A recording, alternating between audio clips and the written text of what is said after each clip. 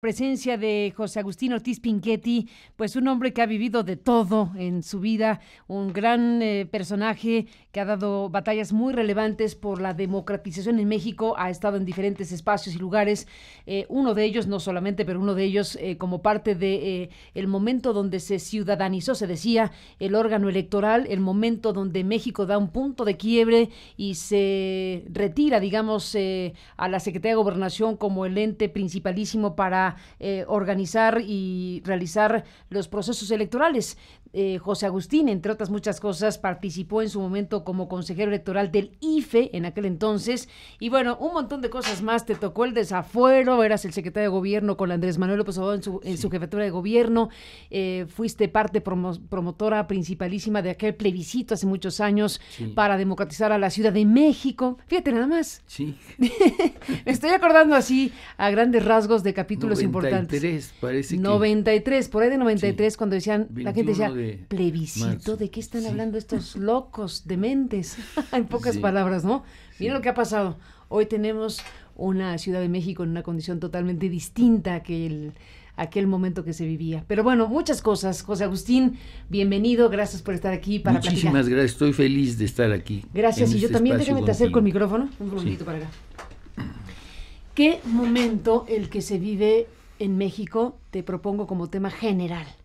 En unos momentos más, hoy por ahí de la 1 de la tarde, veremos que el tribunal le entregue a Andrés Manuel la constancia de presidente electo, la constancia que acredita que ha ganado las elecciones para presidente de México, y bueno, ya finalmente será presidente electo con esa connotación legal que tiene ya serlo.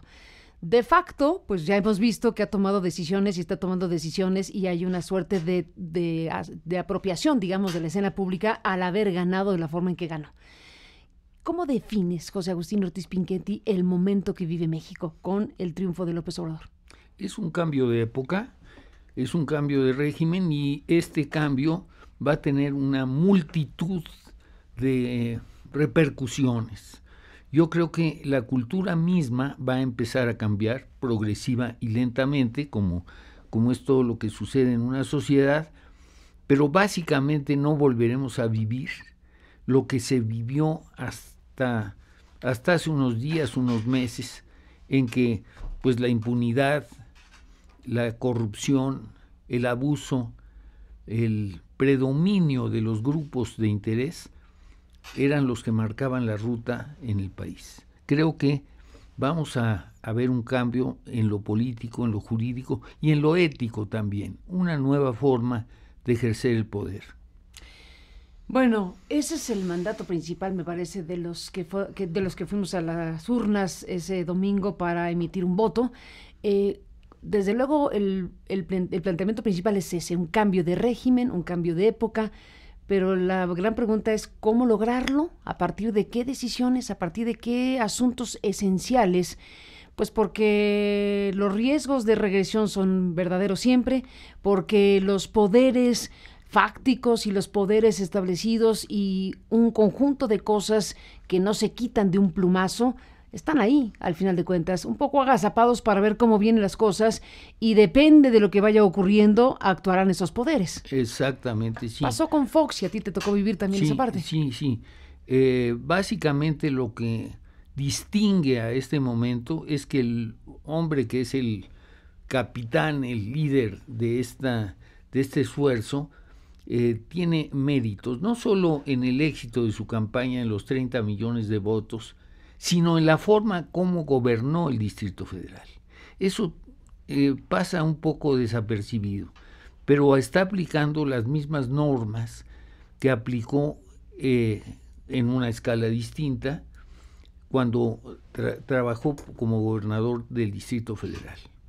Yo creo que es alentador no solo sus promesas y la forma original en que está afrontando los problemas, y este periodo que no habíamos vivido nunca.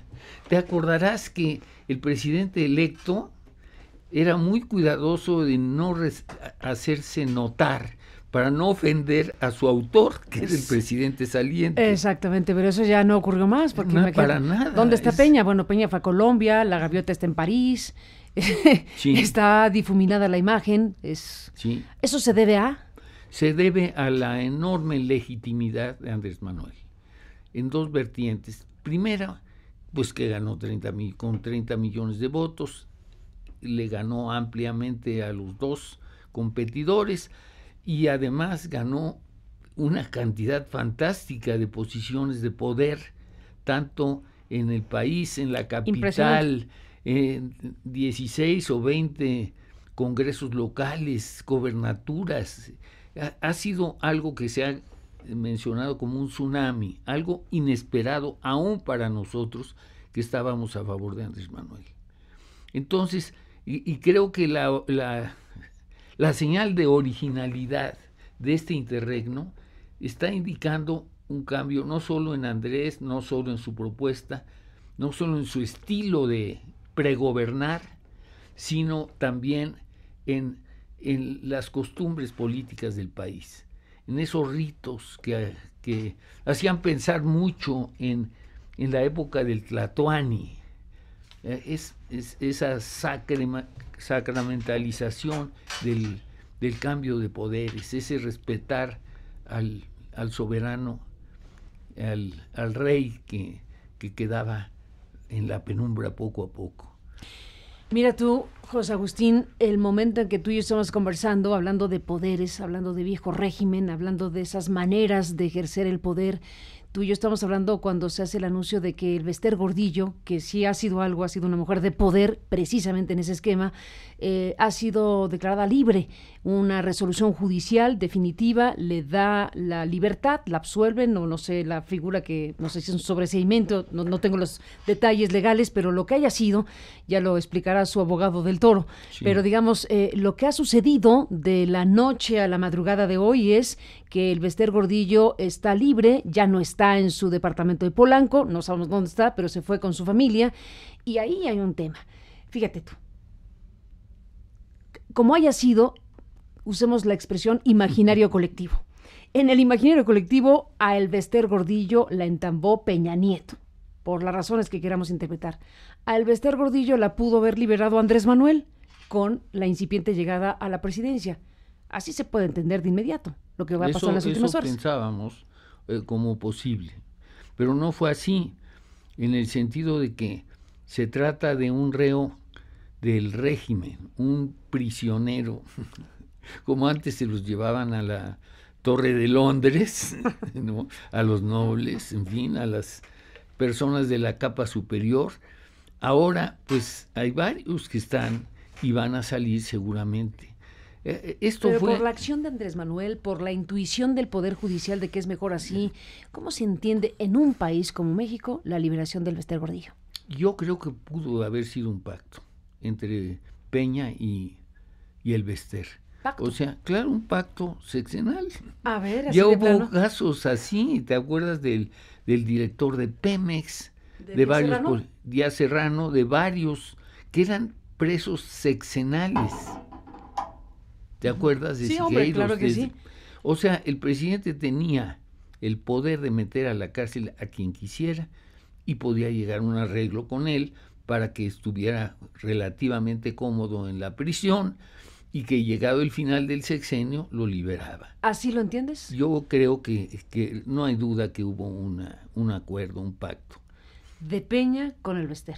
De Peña, por supuesto, no directamente de él, a través de interpósita persona, creo que perfectamente pudo haber un arreglo diciéndole: vas a estar en posiciones cómodas, nos vamos a cebar en ti y vas a salir cuando termine el régimen.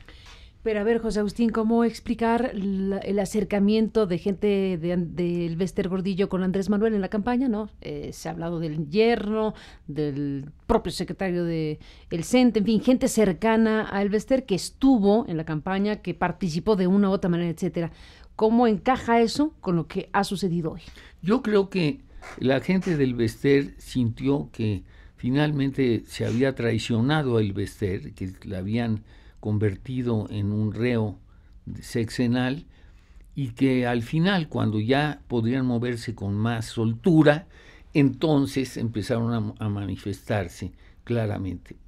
Hay que recordar que el gremio de los maestros, tanto en en las distintas instancias he estado con Andrés. En 2012 estuvo con Andrés.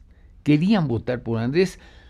Me consta, porque participé en las pláticas iniciales, querían votar por Andrés. El Bester quería ayudar a Andrés y Andrés no quiso. Por una cuestión de tipo costaba? Ético. Sí. Por una cuestión de tipo ético. De tipo ético, sí. Consideraba que su imagen, la imagen pública de un hombre recto, no debería de mezclarse con sombras de otras, de personalidades poderosas, pero que finalmente no se ajustaban a la ética.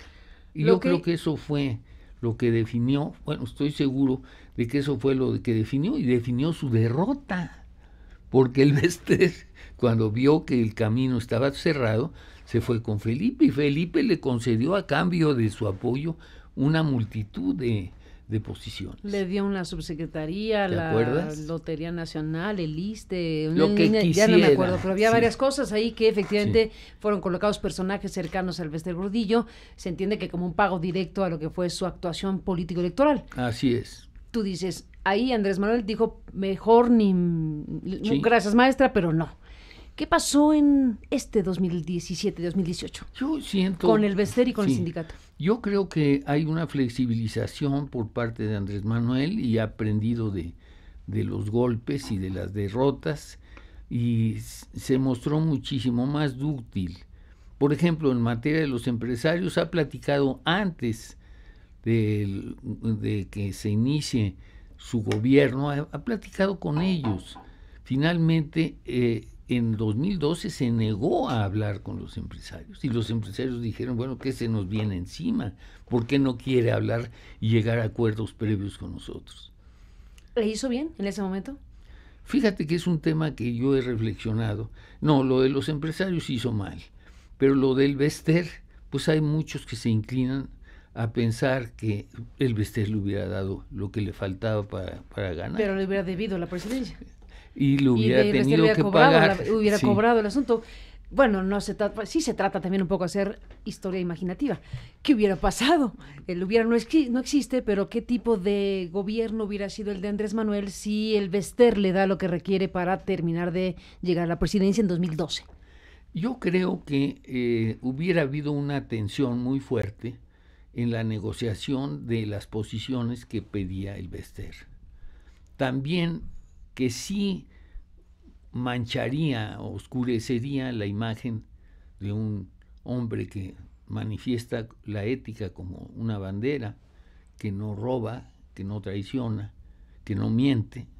Entonces, el Bester estaba muy desprestigiada en 2006. Y finalmente... 2006, 2012. 2012, bueno, pero en 2012... Y finalmente el Bester va a perder, va a haber una especie de venganza por parte del régimen.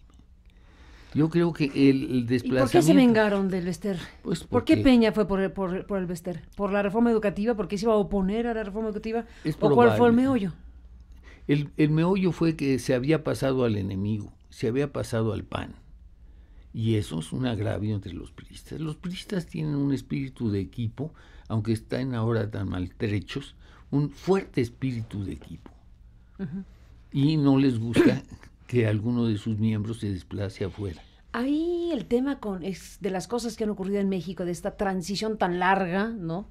Sí. Larguísima, empedrada, difícil. Sí. Bueno, ahí lo que acabó ocurriendo es con la alternancia política, con la llegada de Vicente Fox a la presidencia de México, la maestra Gordillo adquirió una vida propia. Ya la tenía, pero digamos en la lógica de ese sistema priista. Pero cuando viene la alternancia, el sindicato, que ya lo era así de por sí, una máquina electoral, se convierte en máquina electoral, pero con autonomía, o cierto grado de autonomía, y por lo tanto, pues el régimen dice, esta ficha se me descolocó. Así es, exactamente. Yo creo que el Bester, al romper con el PRI, salirse del PRI, y atacar a Roberto Madrazo tan duramente como lo atacó. No, se dieron hasta con la cubeta. Así es, creó agravios que después tenía que ajustar Peña Nieto. Peña Nieto ya no le debía nada, ya no era una hacedora de reyes, como lo fue con Felipe. Bueno, hacedora de gobernadores, ¿sí? Sí, hacedora de muchas otras cosas, de diputados, porque acabó siendo una cosa muy dúctil para poder aliarse con quien fuera necesario en las múltiples elecciones que hubo, no solamente la presidencial. Así es. Entonces el régimen se la cobró. Es lo que yo percibo. Habría que, con el tiempo, poder extraer las lecciones que nos den los testigos de todos esos Hoy el Bester libre, la pregunta es como tú interpretas, un pacto sexenal que se acaba y estuvo todo este sexenio en la cárcel o en su casa, etcétera, en una circunstancia como la que ahora tiene fin, o dirán algunos, el Poder Judicial y la circunstancia política nueva está interpretando que el personaje, el Bester Gordillo, puede estar cercano a Andrés Manuel. Sí, las circunstancias políticas han cambiado, el Poder Judicial no ha cambiado mucho. ¿Y interpreta las señales políticas? Claro que no necesariamente con una indicación específica de alguien. No, y además hay muchos casos que te hacen pensar en que habrá simplemente una excarcelación de personajes importantes. ¿Tú crees? Sí, yo creo que sí. Y esto está vinculado con otro tema interesantísimo, porque Andrés Manuel ha prometido que no va a castigar a muchos de los personajes corruptos de esta época. Romero de Champs, por ejemplo. A Romero de Champs, pero ¿cuál es la idea al final? A Peña. A Peña, ¿cuál es la idea?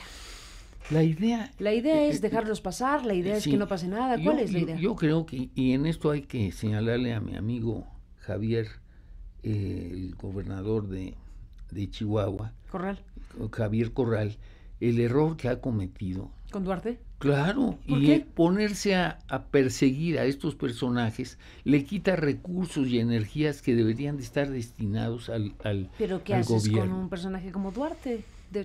Lo que va a hacer Andrés Manuel. Andrés Manuel va a olvidar y a perdonar. Ahí sí, no solo es perdón, sino olvido las cosas que han sucedido, que te han sucedido a ti, que les han sucedido. Olvidar no es buena idea, ¿no? Va a intentar crear una especie de borrón y cuenta nueva por lo que toca a las cosas negativas del gobierno en curso. En la interpretación libre de lo que uno supone fue el sentido del voto por Andrés Manuel, una parte esencial es combate a la corrupción, una parte esencial es dar una respuesta apropiada a esta monstruosa situación de la violencia. Una parte del voto tiene que ver con que los que han cometido robos, abusos, excesos, atropellos, etcétera, puedan ser procesados de alguna manera, porque construir sobre lo podrido tampoco es una buena idea. No necesariamente es lo mejor que México puede tener. Mira, la querella que se desataría si emprende una persecución generalizada de los distintos actores, y no puede ser en otra forma, no se puede cebar en unos, no puede tener prisioneros sexenales. No puede ser selectivo, que diga, esto es emblemático, Romero de Champs es emblemático, ya el Bester ya no cuenta porque ya está fuera. Seguimos en lo mismo. A ver, entonces, ¿cómo? Pero lo vi operar como gobernador del Distrito Federal en esa forma. No se metió con nadie. Claro, había algunos que eran sus partidarios o sus compañeros de partido, pero no se metió con nadie, sino a partir del 5 de diciembre de 2000, en que empezó a trabajar por sí mismo y no toleró la corrupción. No toleró. Hay que recordar. Sí, hay que recordar. Hay que recordar el caso de infortunado de Ponce. Su secretario de Finanzas. Sí, es cierto, cometió errores, pero los pagó con 7 años de cárcel. No hubo impunidad. Incluso hubo encono contra Ponce porque había tenido que ver con la formación del expediente de Raúl Salinas. Sí. Uh-huh. Entonces, el establecer como norma que de aquí en adelante se va a hacer totalmente estricto y que no se admitirá ninguna manipulación y por supuesto ninguna corruptela. Tabla rasa del pasado, en pocas palabras. No queda otra. A ver, sí quedaría otra, dirían muchos. Bueno, pero a ver, sí, claro. Sí quedaría otra, dirían muchos. Pero a ver, una cosa es que el presidente de la República diga: yo no voy a ir a perseguir emblemáticamente casos como lo hizo Salinas con la Quina, como lo hizo Peña con el Bester, etcétera. Yo no voy a ir por Romero de Champs o por Peña, yo como presidente. Eso no significa que no preguntemos sobre lo que va a ser la disposición de la nueva fiscalía, los nuevos elementos de ejercicio de poder judicial con una nueva realidad. Eso no significa que no tengan que hacerse cargo, por ejemplo, de las carpetas ya abiertas, de las investigaciones ya presentadas. Todos tienen que seguir. A ver, tenemos casos en donde ha habido gente que ha tenido la audacia de presentar denuncias. Por ejemplo, por hablar al vuelo, dijiste de lo que te ha pasado a ti. Bueno, yo hablo, por ejemplo, por mencionar el tema Pegasus. Los que fuimos víctimas del espionaje del Estado, del gobierno con el malware Pegasus, fuimos a la PGR, presentamos una carpeta que está de este tamaño, etcétera, no ha pasado nada. Bueno, por decir un ejemplo, no es el mejor, sinceramente, pero hay carpetas, hay gente que ha ido, por ejemplo, a presentar denuncias formales en la PGR por los asuntos de OHL o por el asunto de Odebrecht o por alguna denuncia ciudadana contra algún gobernador, etcétera. ¿Ahí qué? Ahí va a continuar el proceso. Y para quien haya presentado denuncias, pero claro. Y quien decida presentarla por su propia decisión, estando López Obrador presidente. Sí, lo que se compromete Andrés Manuel es a no iniciar él. La acción. Máxime, esto va a tener un marco favorable por el fiscal, que va a ser totalmente autónomo.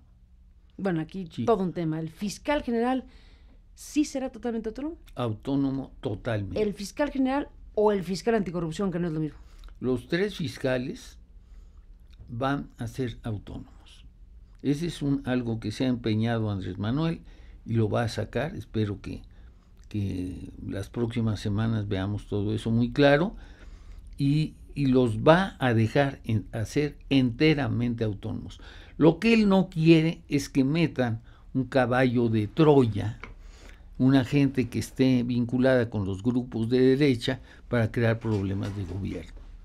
Pero a los fiscales les va a permitir una absoluta autonomía. ¿Cómo te imaginas el panorama? Si el presidente en funciones dice: yo no voy a ir a promover una causa contra actos de corrupción presumibles de A, B o C, ¿qué pasará con el resto de la sociedad? ¿Qué pasará con otros que puedan promover estos recursos? O el hecho de que Andrés Manuel diga: yo no voy a promover nada contra los emblemáticos corruptos de este país, pues es una inhibición para los demás.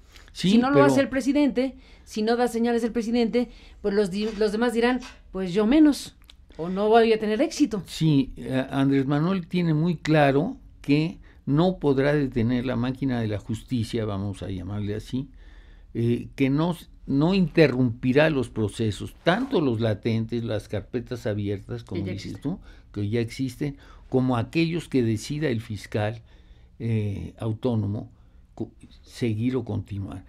Él ha insistido mucho, seguramente tú lo has notado, cuando lo acorralan y le dicen: bueno, pero entonces se va a dejar impunes todas esas cosas. Este es un problema judicial, dice, del Poder Judicial. En realidad, no solo del Poder Judicial, sino la Fiscalía actuando con iniciativa en favor de la justicia. O sea, que allá el fiscal autónomo lo que decida. Yo creo que sí. Allá el fiscal general autónomo que decida y allá el fiscal anticorrupción, que será su tarea. Es correcto, sí. Estamos también en la discusión acerca de si va a prevalecer el modelo que se aprobó en una constitución como la nuestra. Hay ciertas dudas todavía de si se va a promover o no algún tipo de reforma al 102 constitucional en particular. ¿Cuál es la idea? ¿Qué piensan hacer? ¿O ya lo piensan dejar como está?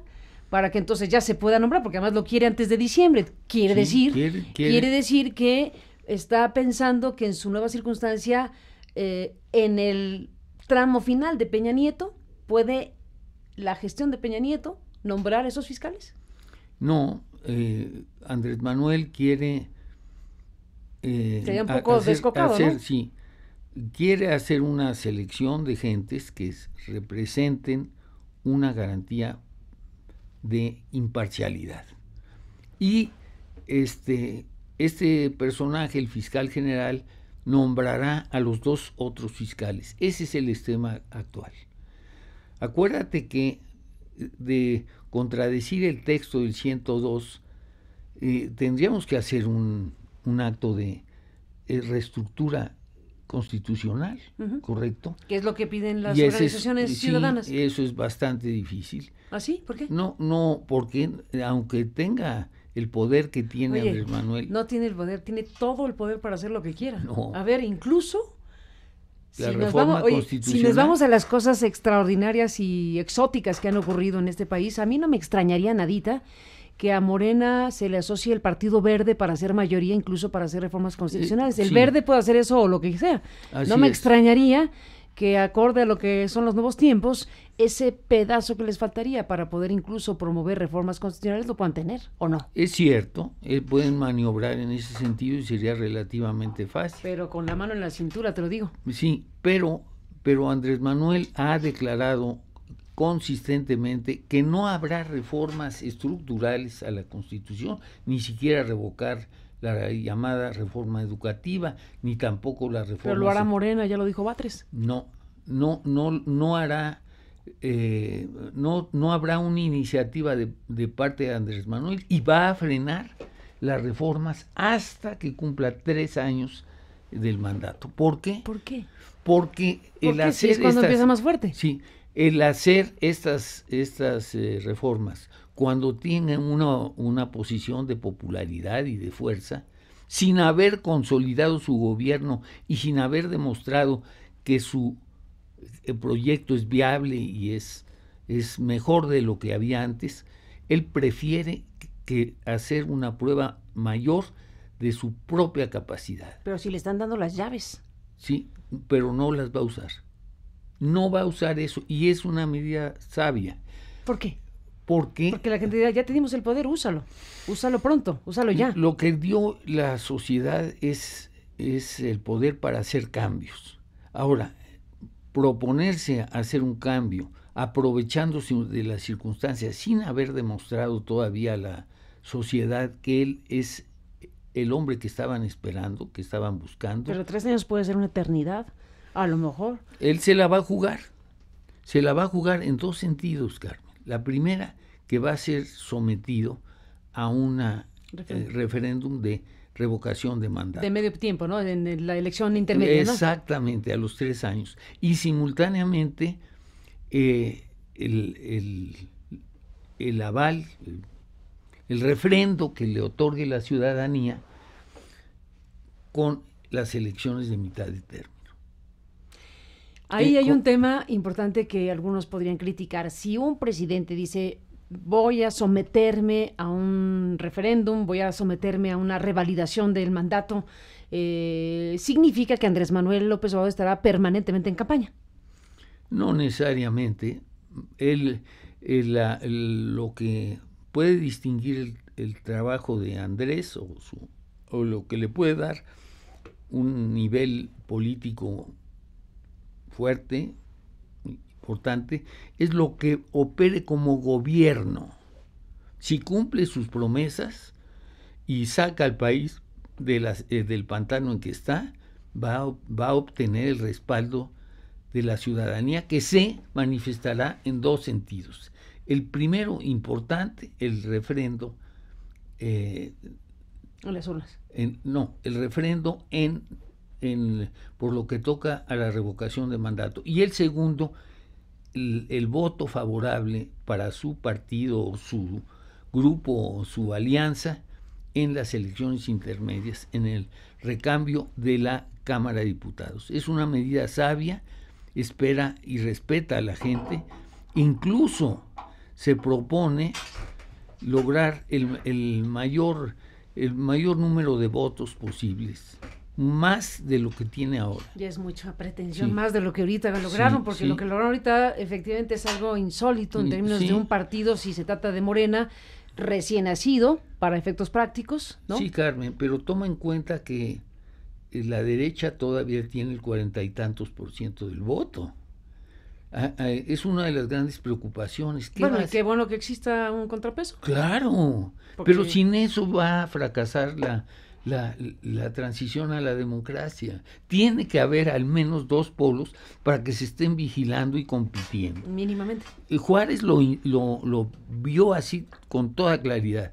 Cuando finalmente derrota a los imperialistas, a los conservadores, en cuanto toma el poder de nuevo en julio de 1867 con la Restauración, ¿sabes lo que hace? Intenta rescatar al Partido Conservador.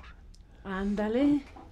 Para que exista el contrapeso. Claro. Diría Reyes Heroles, lo que resiste apoya. Sí, y además una cosa que es obvia, que de no establecerse otro polo político, los liberales iban a hacer pedazos entre sí.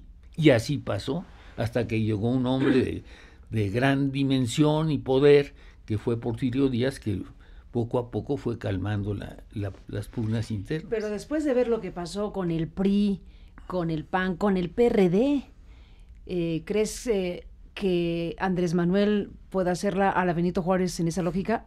No. ¿Darle respiración de boca a boca a algunos? No creo, no creo tanto que sea el papel de Andrés Manuel, ni es el momento parecido al que se vivió en 1867.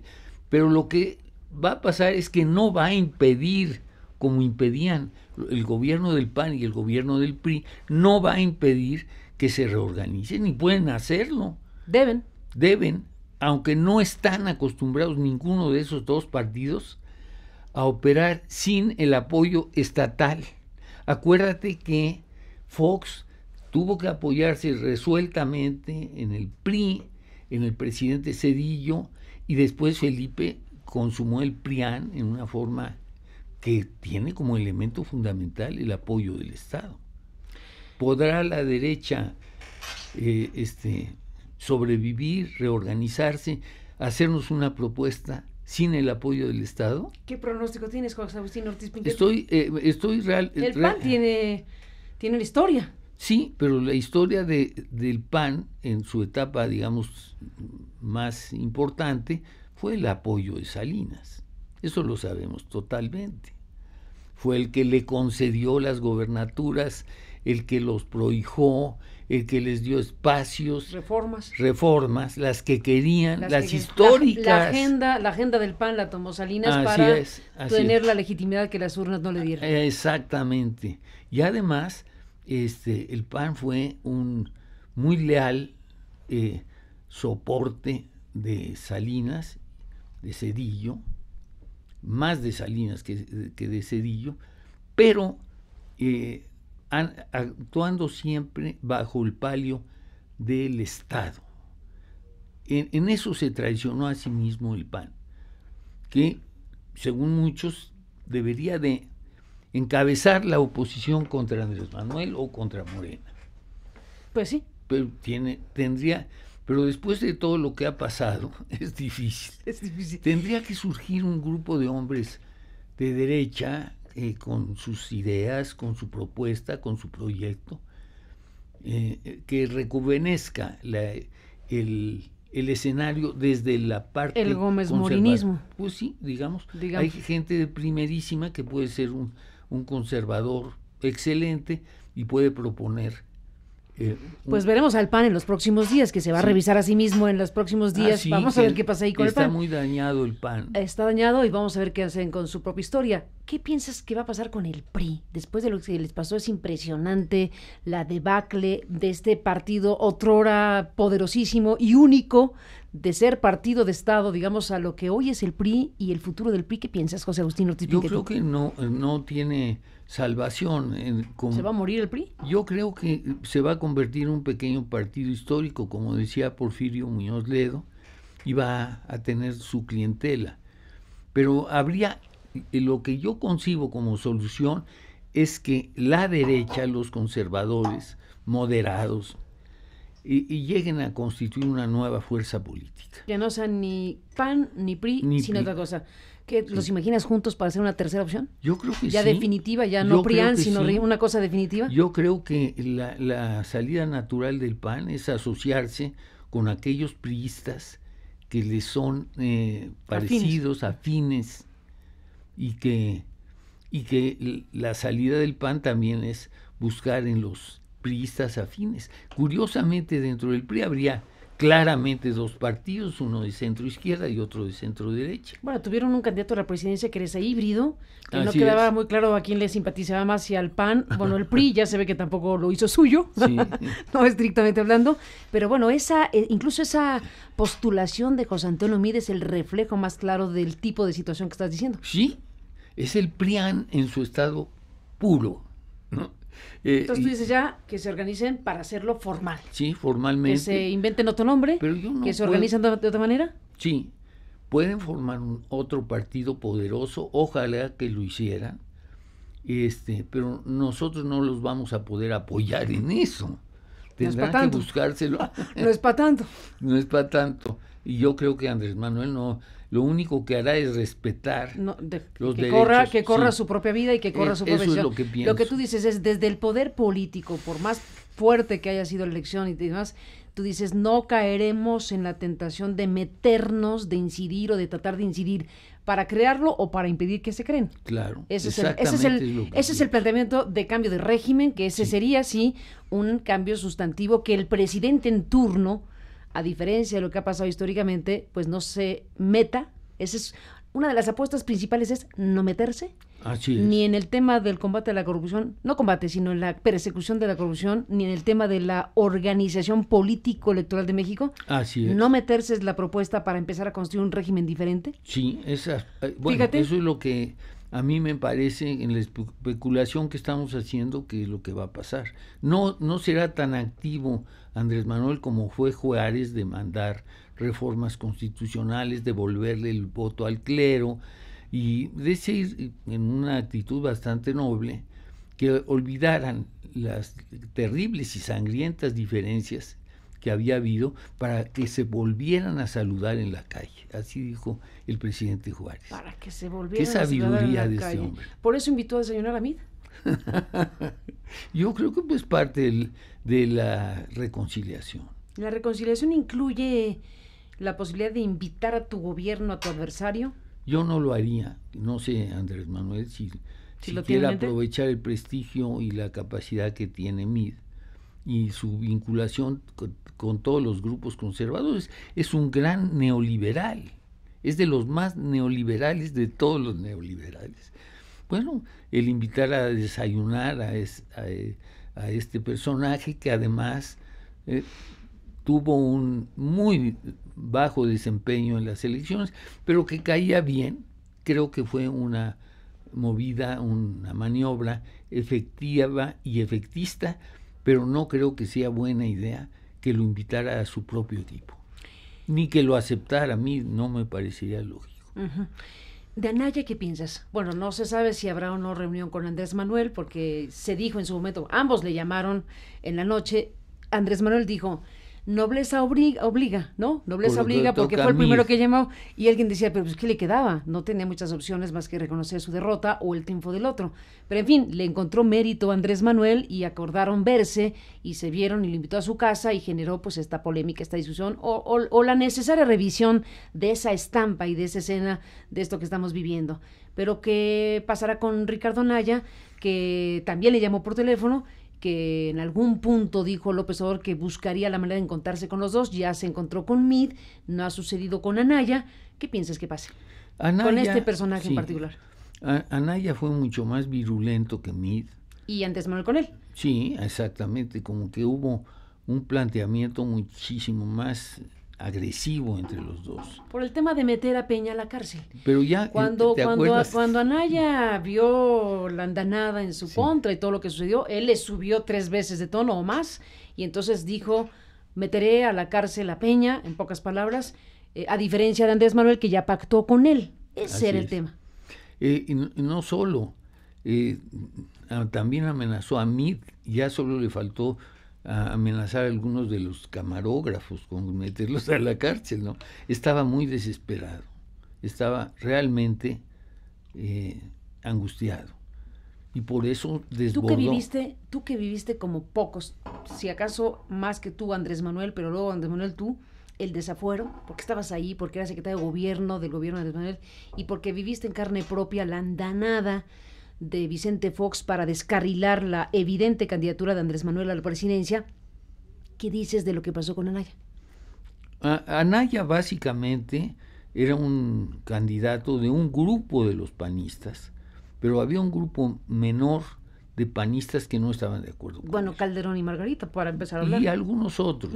Yo creo que lo peor que le pudo pasar al PAN es lo que le pasó, dividirse. Entonces, estaba abocado a perder a como diera lugar. Anaya es un individuo centrado básicamente, sus propuestas son verse a sí mismo como un joven que maneja las tecnologías modernas. Es difícil recordar, además de la pensión universal, alguna otra propuesta de Anaya. Se diluyeron y muchas veces copiaba o plagiaba las propuestas de los demás. Yo creo que estaba descuadrado en el aspecto fundamental de las propuestas. Y al principio se vio muy hábil, un polemista estupendo, pero poco a poco se le fue viendo el cobre. Esa es la sensación que yo tengo. Su risa era muy rígida, su agresividad tremenda, sobre todo en el tercer debate, y fue perdiendo la oportunidad de remontar y alcanzar o acercarse al menos a Andrés Manuel. Pues es uno de los enigmas ahí, qué va a pasar con Anaya en el PAN. Ese es uno de los grandes temas para los próximos días, porque veremos si será factor o no va a ser factor o qué cosa, y ya lo iremos platicando según se vayan presentando las cosas. Pero déjame retomar, bueno, ahí está el PAN, ahí está el PRI, el PRD. El PRD. Mira nada más, el PRD que, bueno, pues los castigó Dios. Los castigó Diosito, dices tú. Sí. A ver. Bueno, pues es que traicionaron. A ver. Traicionaron a Andrés, se colocaron en una posición muy reaccionaria en el plano ideológico. Hay que recordar que sí firmaron el Pacto por México y sí venía ahí expresamente la reforma energética. Bueno, ellos dicen que se deslindaron. Ah, sí, pero eso fue un truco, ¿no? Se levantan y se van, y luego regresan. El PAN se levantó y se fue con la reforma fiscal. Son trucos que a nadie convencieron. Ellos habían firmado las propuestas de Peña y era como regresar al pasado, volver a tener un presidente fuerte y todos los demás partidos disciplinados. Pero las circunstancias de México habían cambiado, ha habido un cambio de la cultura. Y yo estuve el día del festejo del triunfo en el Zócalo, entre el día 1 y 2 de julio, y algo que me emocionó enormemente fue la alegría de la gente. Se atribuían, sin darse cuenta plenamente, a sí mismos el triunfo de Andrés Manuel. El voto servía, por primera vez, el voto servía para una causa popular. No fue equivalente, no lo fue, pero te lo pregunto de esta manera, a lo que sucedió con Vicente Fox. Al final Fox logró, o el entorno que se dio, la odisea de por la vía de las urnas llegar a la alternancia. Si bien no se consumó la transición deseada por la democracia estrictamente hablando, porque fue una dilapidación histórica lo que ocurrió, el momento del triunfo, la llegada al Zócalo, el momento que se vivió de una alternancia que llegaba a la presidencia de la República, después de 15 años de tener alternancias en los gobiernos estatales, etcétera, pero finalmente sucedió pacíficamente una alternancia. De ese momento 2000 a 2018, José Agustín Ortiz Pinchetti, ¿qué análisis haces? Son dos momentos totalmente distintos.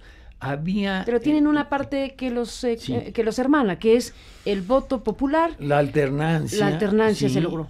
el cambio, la esperanza, y había una multitud alrededor del monumento a la independencia, del Ángel, pero había también una exigencia, no sé si lo recuerdas, que le gritaban, no nos vayas a fallar, sí. Sí. Y él dijo que no nos iba a fallar. Sí, el tono emocional del momento era distinto. Había salido la gente a saludar la alternancia, a saludar a Vicente Fox, que había sido un buen candidato y que resultó pésimo como presidente, pero aquí había una alegría delirante. Y sabes, una cosa que me gustó muchísimo es que no había ninguna huella de rencor ni de venganza, nada, era una alegría limpia, de un festejo popular que no había sido convocado, no hubo consigna. Estaba el centro histórico repleto de manifestantes que expresaban su alegría. Es algo que después de haber asistido a 100 o 200 o 300 mítines y marchas, nunca lo había vivido. José Agustín Ortiz Pinchetti, hoy Andrés Manuel López Obrador recibirá este documento, será un momento de un enorme simbolismo histórico, el documento que se le entregue como presidente electo de los Estados Unidos mexicanos. Se ha retrasado la entrega porque los del PES y los del PANAL trataron de encontrar, rascándole a las impugnaciones, votos que no tuvieron para finalmente tener los registros que ya perdieron. Bueno, se retrasó lo que de otra manera tendría que haber sido automático. Y hoy se dará esta escena que, contrastada con lo que pasó con Peña Nieto, que llegó en helicóptero y que no había manera de que llegara a pie, con lo que pasó con Felipe Calderón, que fue desde luego también catastrófico. Bueno, hoy tendremos una escena de otra naturaleza, este momento de la historia tan importante. Y empezará a contarse la historia de otra manera. Y ahí es donde quiero entrar a lo que tú has escrito en este libro que se llama AMLO con los pies en la tierra. El poder es el poder. Y este poder que los votantes le han conferido a Andrés Manuel de forma categórica, histórica como nunca, también es un tema que nos obliga a pensar y a reflexionar qué puede pasar con un personaje al que se le ha dotado de tal cantidad de apoyo y de mandato, lo use o no lo use, lo administre, se autocontenga, ponga su freno de mano para él mismo ir construyendo su identidad histórica, porque ha dicho incluso que quiere pasar a la historia a la altura de Benito Juárez o de Lázaro Cárdenas, o sea, no tiene pocas pretensiones. Tú has escrito un libro que es AMLO con los pies en la tierra y buscas un poquillo desidealizar, un poquillo inyectar una mirada pues con el conocimiento amplísimo que tienes del personaje. Has vivido historias con él de enorme importancia, tu biografía está ligada a la suya, la de él a la tuya. Son ustedes, junto con un grupo pequeño, digamos, de personas que han estado durante décadas en una nueva circunstancia. Hoy llegan al poder. ¿Con los pies en la tierra? Pregunto. Sí, Andrés Manuel es un personaje enormemente pragmático.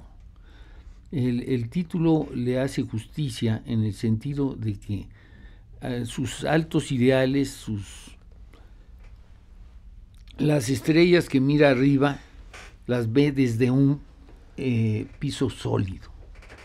El pragmatismo de Andrés Manuel es formidable y se va a ir mostrando conforme avance su proyecto. Sí creo que tiene un reto extraordinario.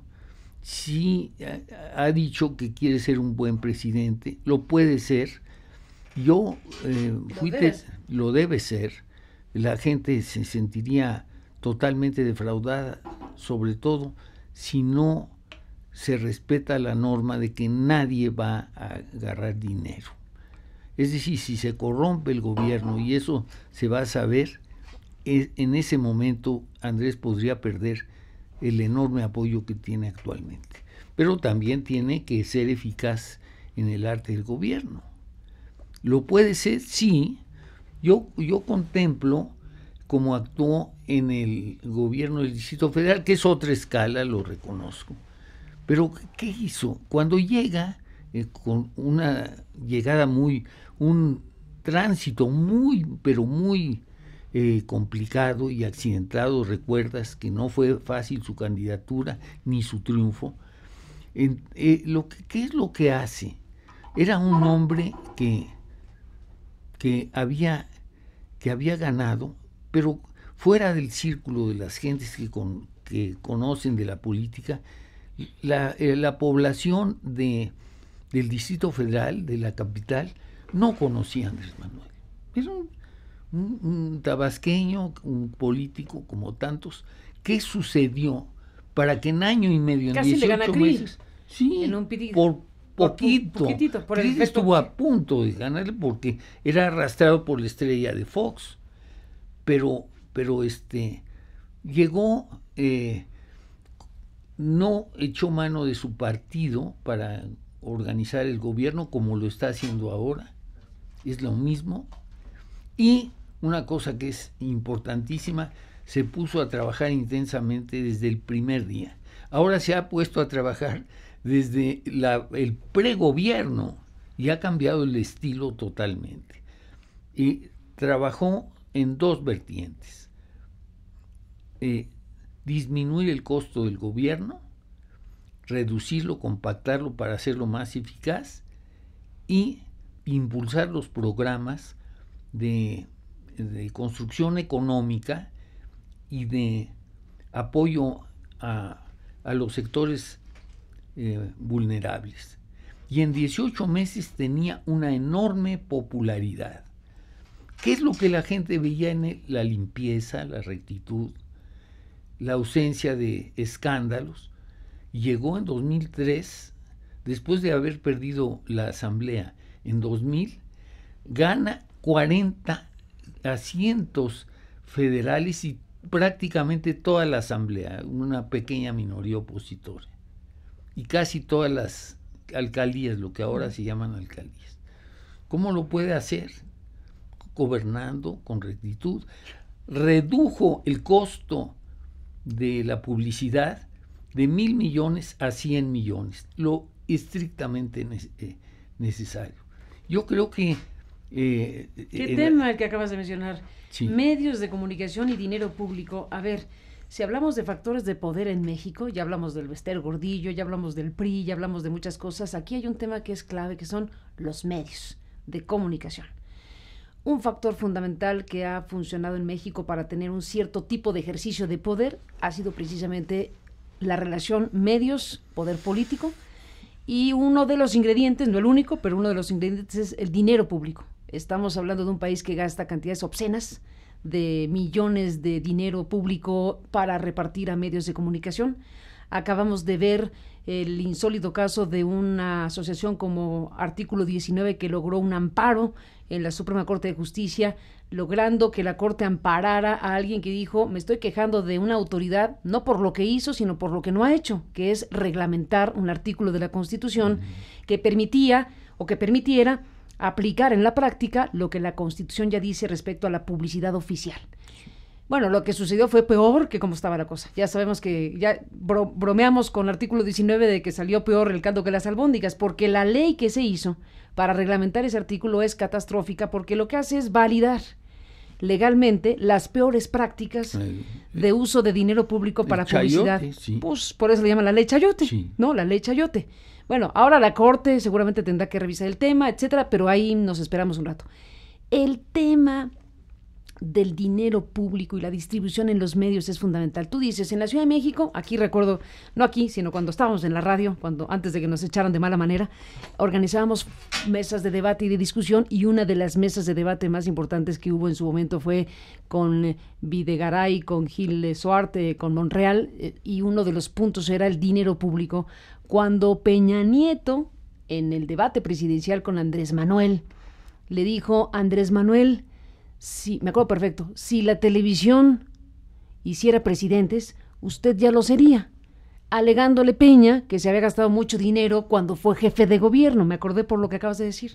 Bueno, de todo eso que decir, José Agustín Ortiz Pinchetti, de lo que viene para México, del papel de las televisoras, la radio, los grandes poderes mediáticos, el dinero público y la relación con el presidente de la República. Tendrá que haber una reducción drástica de los dineros, sobre todo no podrá mantenerse la experiencia, la práctica de dar dinero adicional a la publicidad, porque ese es el dinero más fuerte. Claro. A ver, ¿cuál dinero dices? Yo siento, y no por darte champú, que el porvenir de los medios es lo que tú has marcado, su independencia, para ganar por sus propios méritos al público.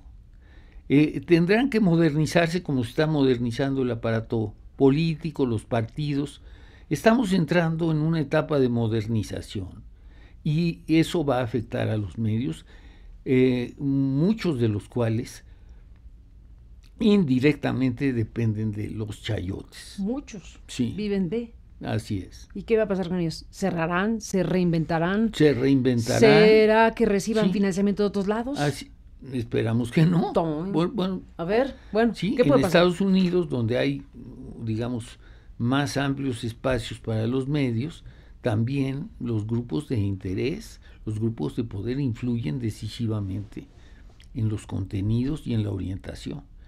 Creo que debemos de buscar fórmulas estables para que los medios puedan vivir con su propia capacidad para producir noticias veraces, investigaciones, como lo que ustedes hicieron.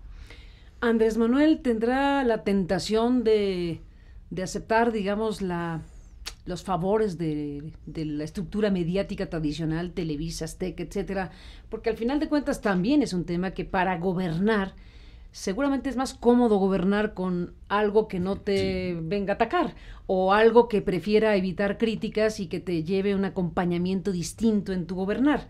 Es una tentación total, no ha caído en ella, no es algo que pueda la gente tener en la mira que digas, bueno, al final va a ser lo mismo, ¿o no? No, en el gobierno de la capital se mostró absolutamente ajeno a esas prácticas. Redujo muchísimo.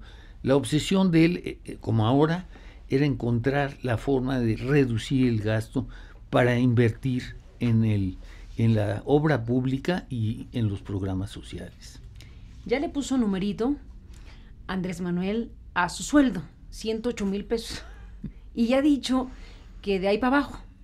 Bueno, hay un problema, porque hay para el Poder Judicial, por ejemplo, un artículo de la Constitución, creo que el 34, ni me lo sé, pero hay un artículo de la Constitución que dice que no se le puede rebajar el sueldo a los jueces, por ejemplo.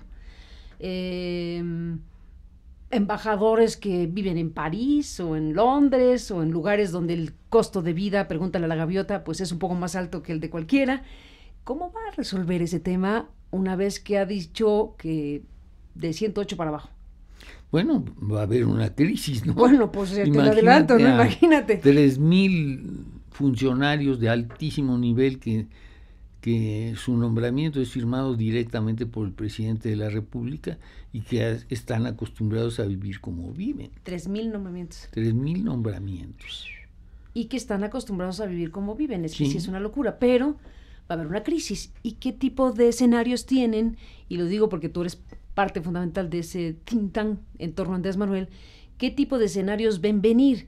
Que haya una desbandada de gente que diga, pues mejor me voy a la iniciativa privada, que haya un disgusto de tal magnitud que eso impacte en la calidad del servicio público, porque la gente estará a disgusto en su papel, en su puesto, que los embajadores digan, bueno, ¿y ahora cómo puedo yo codearme con los embajadores del resto del mundo si no tengo ni para el taxi? Por exagerar. Yo creo que se van a hacer ajustes dentro del marco rígido que ya estableció Andrés Manuel, su propio sueldo, y lo fijó en una cantidad que siendo muy interesante, podría ser insignificante para lo que ganan los funcionarios públicos. Sí. Toma en cuenta para un ciudadano común y corriente, no. Sí. No, hay que ver nada más, perdón que te interrumpa un segundo, he querido hablar del tema en estos días y lo haré en esta semana, pero acaba de sacar un informe, perdón que te haga agregado, pero es muy importante, acaba de sacar un informe, un centro de estudios de la Cámara de Diputados, por aquí tenía incluso, porque mira, hace unos días se publicó en Reforma un informe del Centro de Estudios de Finanzas Públicas de la Cámara de Diputados. La pauperización del salario es impresionante. Ganan 8.6 millones de personas menos del salario mínimo y luego 2 salarios mínimos, etcétera. el nivel de ingresos vía salario de la sociedad mexicana es muy pobre, muy pequeño. Así es. Ya lo que ganará Andrés Manuel es muchísimo comparado con lo que tendría cualquier otro, pero aquí estamos hablando de lo que va a ganar respecto a lo que es la aristocracia burocrática. La élite. La élite, sí, que es el tema, ¿no? Yo estoy seguro que la élite vive y finalmente se ha vuelto muy conservadora y tendiente a resistir los cambios, pues porque viven maravillosamente bien. Por ejemplo, alguien que gane 200,000 pesos, que no es raro, además tiene una serie de prestaciones, tiene choferes, coches, viajes, tarjetas de crédito. Es algo fantástico, es el paraíso. A nadie le gusta que lo saquen del paraíso. Bueno, pero tendrán una alternativa. Son talentosos y podrán ir a la iniciativa privada. Ahí está el tema. Entonces, dirán algunos, los talentos de México no van a estar en el servicio público. Bueno, yo creo que los talentos de México que estén dispuestos a trabajar por México tendrán que estar dispuestos a recibir menos. Yo creo que las gentes que ha invitado a Andrés Manuel, que por cierto, poquísimos o ninguno es dirigente de Morena. Eso fue algo que también hizo con el gobierno del Distrito Federal. A las gentes de Morena están en el Senado, están en la Cámara, en el Congreso local, pero no están en el gobierno. Bueno, aquí gran tema también.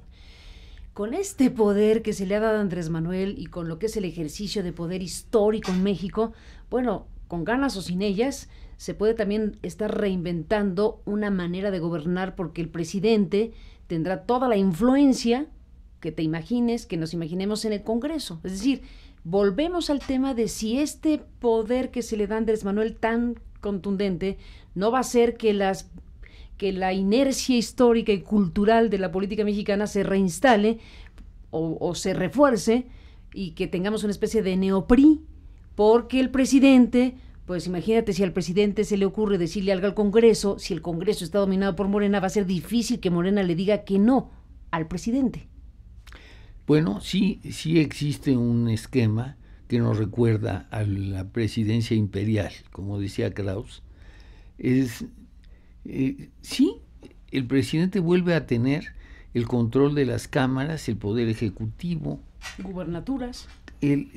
¿Cuál es el gran contrapeso para que no se convierta esto en el tlatoani? En el tlatoani, que regresemos al neotlatoani. Pues ese es el tema, Sí, yo creo que el gran contrapeso está en la conciencia de Andrés Manuel. Es un hombre de conciencia. ¿Radicará en esa persona? Sí, porque tiene... De que ocurra o no ocurra algo así, dependerá de una persona, esa persona. Te voy a dar el síntoma. Venga. En lugar de aprovecharse de la situación fantástica que esté en este momento y tirar las reformas neoliberales, etcétera, prefiere esperar 3 años. Para ver qué pasa. Para ver qué pasa y para tener un verdadero mandato popular que no sea simplemente una explosión de inconformidad y de hartazgo como fue la elección de 2018. Eso es una muestra de que Andrés Manuel no tiene prisa para tomar, para adjudicarse, para revivir al viejo sistema. Pudiendo hacerlo. A mí me gusta eso, porque es realmente una renuncia. Qué temazo. Sí. Qué temazo, José Agustín Ortiz Pinchetti. Déjame cerrar esta conversación que te aprecio muchísimo, que hayas estado en este estudio, en este programa online, con lo que va a pasar al rato. Ya lo mencionábamos al principio de la charla, que es la escena simbólica de Andrés Manuel recibiendo su constancia como presidente electo de los Estados Unidos mexicanos. Vuelvo al libro, es de HarperCollins, el libro de AMLO con los pies en la tierra. Cuéntanos algo que no sepamos que está en el libro de Andrés Manuel López Obrador, hoy que será un día importante para él. Yo creo que en el libro se hace un resumen, no es un libro erudito lleno de notas de pie de página, es una especie de relato dirigido sobre todo a los jóvenes que no conocen a Andrés Manuel. Yo creo que el haber puesto muy claramente el tema de su origen en un pueblo perdido allí en las selvas de Tabasco, es decir, un hombre que no es de clase popular, que pertenecía a la clase media. Comerciantes, sus papás, comerciantes y muy trabajadores. He sabido en esta investigación. ¿Mande usted? ¿Qué vendían, telas? No, quesos. Quesos. Sí. Uh-huh. Después pusieron 2 tienditas en Villahermosa, pero cuando había necesidad de chambear, iban la familia entera a vender quesos a la ciudad. Y luego una cosa que a mí me ha conmovido mucho, que es el periodo inicial de su trabajo en la administración pública con los chontales. Eso es extraordinario. La mayoría de las gentes que tienen un puesto directivo importante en estos sistemas, por decir así, asistenciales o de apoyo a los indígenas, toman desde inmediato cierta distancia con el pueblo porque sienten que les están haciendo un favor. Pero Andrés Manuel se puso a vivir con ellos, a veces con temperaturas 40 y pico, sí, ahí con su en una choza de piso de tierra, con su esposa, estaban recién casados, Rocío, una mujer verdaderamente extraordinaria. ¿Ya con hijos? Con hijos, con 1 o 2 de los hijos nacieron viviendo así. Eso marcó la línea de Andrés Manuel. Él tenía, cuando trabaja como un asesor de Pellicer, tenía la idea imbuida por el mismo Pellicer de ser realmente representantes del pueblo indígena. Uh-huh. Y prepararon un modelo muy interesante de desarrollo para los indígenas, pero Pellicer se muere. ¿Ahí lo conociste tú? A Pellicer lo conocía yo por su porque era un gran poeta, porque platiqué con él alguna vez en Villahermosa, en fin, pero no los vinculé. Cuando yo conocí a Andrés Manuel fue ya después, en 1994, cuando él estaba trabajando en Tabasco y empezaba a convertirse en una figura nacional. Uh-huh. Todavía estaba aspirando a ser gobernador del estado de Tabasco, que yo creo que ha sido su mayor ambición política. ¿Y no lo logró? No lo logró. No, bueno, por eso es... Tú recordarás, quizás recuerdes... El éxodo por la democracia. Sí, y además que nos sometieron a Santiago Krill y a mí el dictamen sobre si las elecciones de que ganó Roberto Madrazo eran anulables. Y llegamos a la conclusión por estadística, nos pusimos a trabajar el final del año y el PRI y Andrés nos señaló a ambos como árbitros. Como árbitros. Éramos exactamente. Sí, consejeros ciudadanos. Exactamente. Entonces, fue un momento muy emocionante y creímos que el PRI iba a hacer honor al dictamen, anular la elección y darle oportunidad a Andrés de competir de nuevo. Pero no ocurrió. Bueno, ahí es uno de los grandes momentos de la historia de México, porque recordaremos incluso que Andrés Manuel recibió las famosas cajas, ¿no?, de la contabilidad paralela de la campaña de Roberto Madrazo, que desde luego era totalmente excedida respecto a 80 millones. Que se había gastado más que Clinton, me acuerdo que era la comparación que se hacía, ¿te acuerdas de aquellos años? Y bueno, ahí queda una historia que tú la has de saber sin duda, debes de contarla con más amplitud tal vez, con Ernesto Zedillo. Ernesto Zedillo intentó vanamente que se invalidara la elección de Roberto Madrazo. Incluso hay una historia donde Madrazo está volando de Tabasco a México porque lo va a invitar a ser ser secretario de Educación Pública, sí. Lo quiere incorporar a su gabinete con tal de que se quite de gobernador y entonces se pueda restablecer la democracia mínima en Tabasco y que Andrés Manuel, en todo caso, pueda o competir de nuevo o se valide diferente la elección o que hubiera pasado otra cosa. Sí. Ahí lo que hay es toda una movida de gobernadores y de gente relacionada con los Hank, ¿no? Para decirle a Madrazo, no te atrevas. No, claro. No te atrevas. Y pierde el presidente Zedillo. Así es. Ese punto de quiebre es muy importante en la biografía de Andrés Manuel y de México. Sí, sí lo es. Andrés Manuel había venido a la Ciudad de México para protestar en contra del fraude.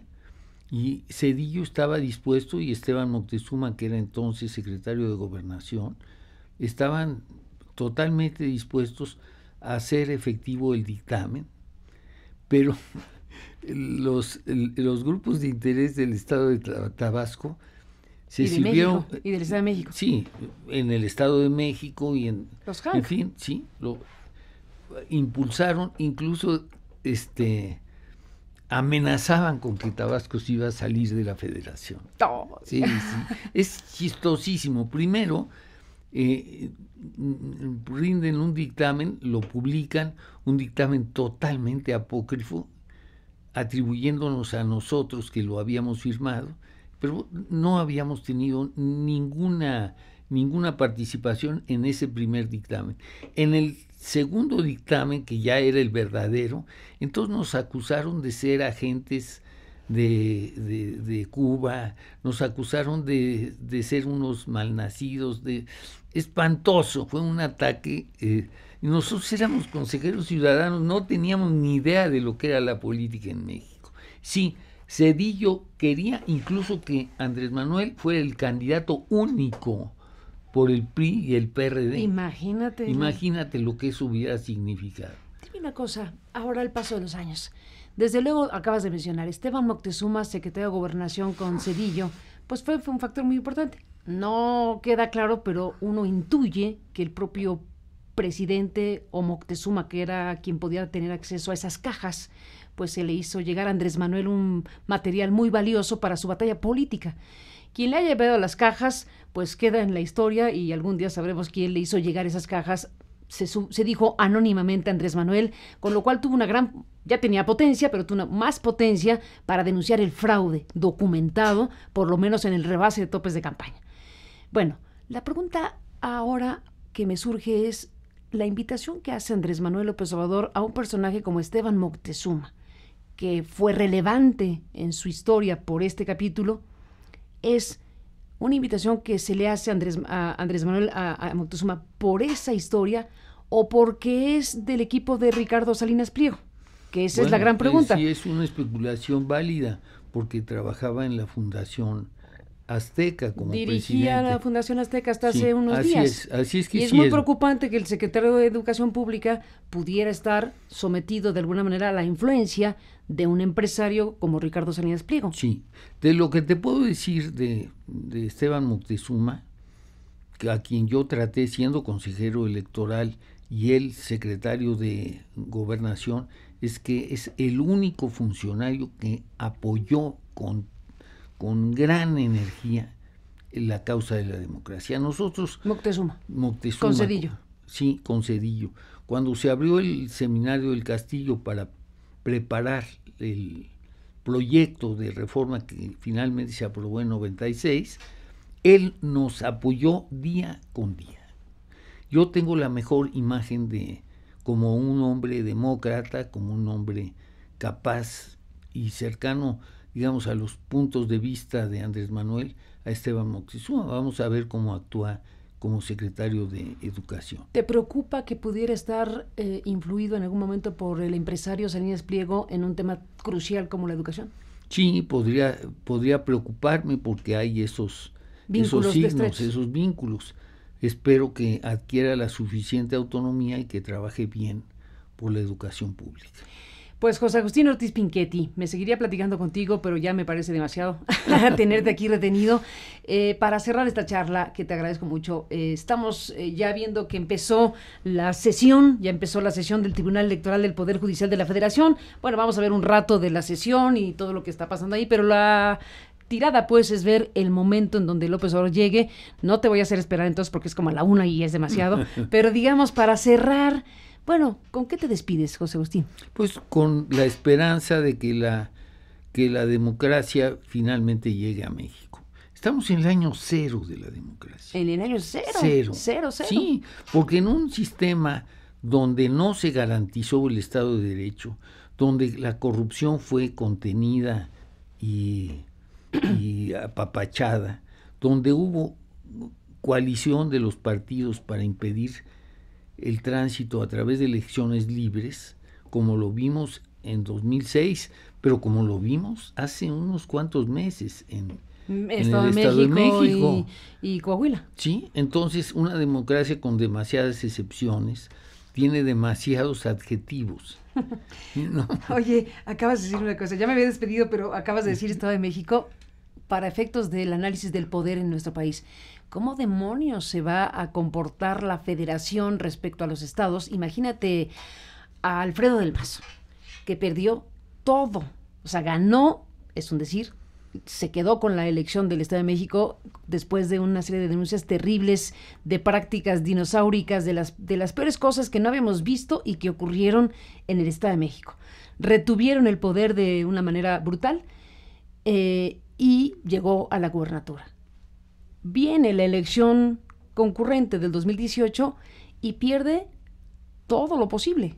Entonces vamos a tener ahora delegados únicos, que algunos dicen serán procónsules. Sí, virreyes. O virreyes, ¿no?